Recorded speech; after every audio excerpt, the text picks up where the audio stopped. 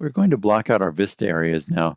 These are areas that are outside of the playable space, but they help ground the level in a sense of place and setting and environmental narrative. First off, we're going to start off here by pinning our camera actor with our view of the river valley.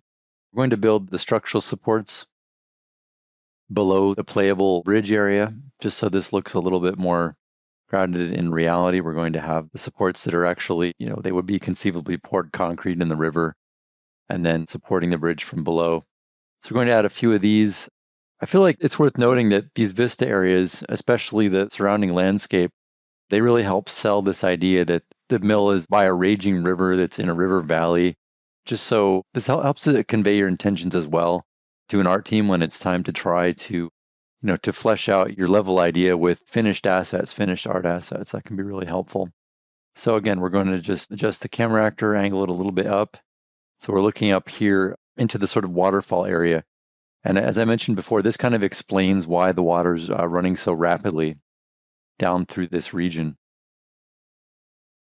This is an area that we can kind of maybe glimpse part of it from the mill building exit, but also the bigger thing that we're trying to achieve here is we're trying to explain how this one side of the map has a boundary created by this raging waterfall and how it sort of carved its way down through the mountainous rock area here. So all I'm really doing is I'm still using that really large, or not really large, I'm scaling it really large, but that rock prop from some of the starter content. Same concept as before. I'm just playing with angles and a series of terraces that the water falls down and flows over on its way down the mountain side. And I'm sort of trying to create a good scale that looks good from a believability standpoint compared to the size of the mill and compared to the mountains that kind of surround this valley.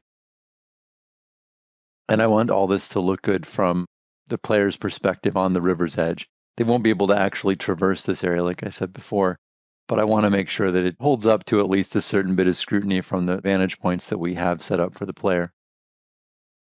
So I'm trying to angle these top rocks at certain angles that sort of slope down towards the water's edge on either side. And just adding a little bit of detail here. I do realize this is, for a lot of people, this is considered kind of the territory of environment art. But I feel like, again, you really want to convey your intention believably. And a little bit of work here, a little bit of finesse can go a long way later on.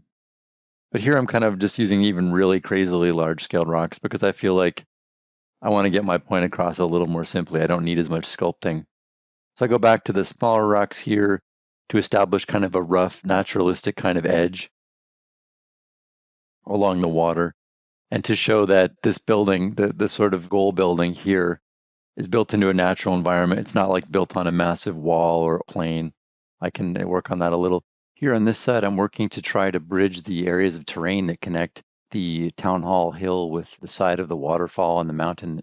I'm showing the mill exit camera so I can keep an eye on the outer boundaries of the mountains here and to make sure they look good from both the entrance vector in the level and also the mill exit vector. I'm using them in the POV cam mill exit. You can kind of see I'm using them as sort of a framing element to draw attention to the town hall building.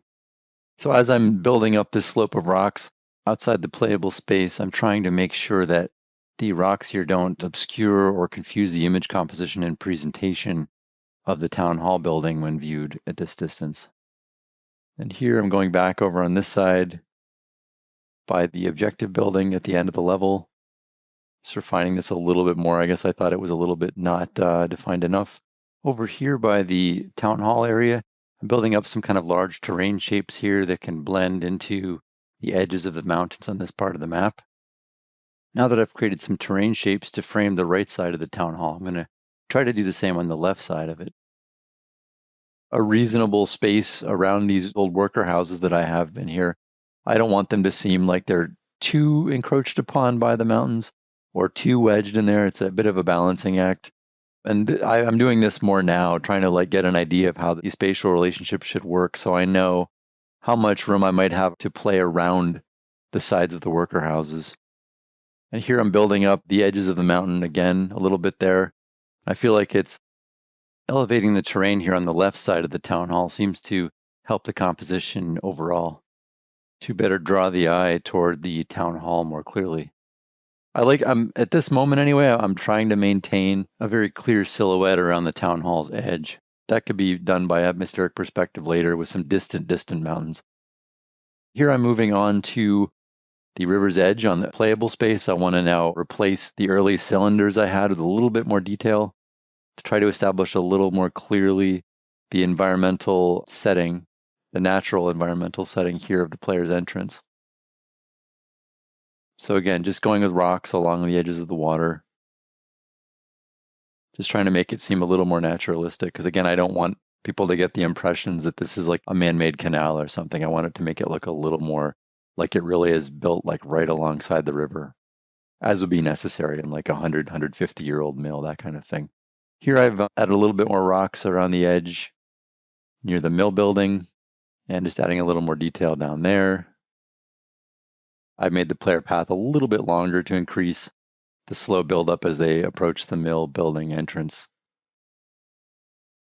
And here I'm working a little bit on the road out of town and how it connects to the river's edge. This is the road out of town.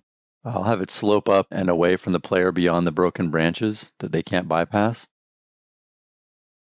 So if they look over the top, I'm sort of indicating what the vista might look like to make the level seem like it's bigger than it is, even though that's a non-playable space beyond the broken branches. So I feel like that's looking pretty good. That's kind of the view from up the road. I think it works okay. So this is the player's reveal. We see the rocks. We see the building with the dark is outlined pretty nicely against the rocks. We still have a nice silhouette on the mill, even though we've added some rocks around it. Still a decent silhouette on that building there.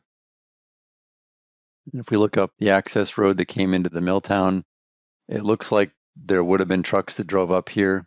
And I've opened up this gate just so we can walk around and view this other area here because we haven't built our interior yet. As we approach our view of the town hall in the distance, we see the mountains we added to either side. So that frames pretty well. If I go over here by the mill building exit, we get a glimpse now of like the water like kind of flowing quickly over the rocks, but we still see the bridge that leads to the main building if we want to. We're kind of teased by it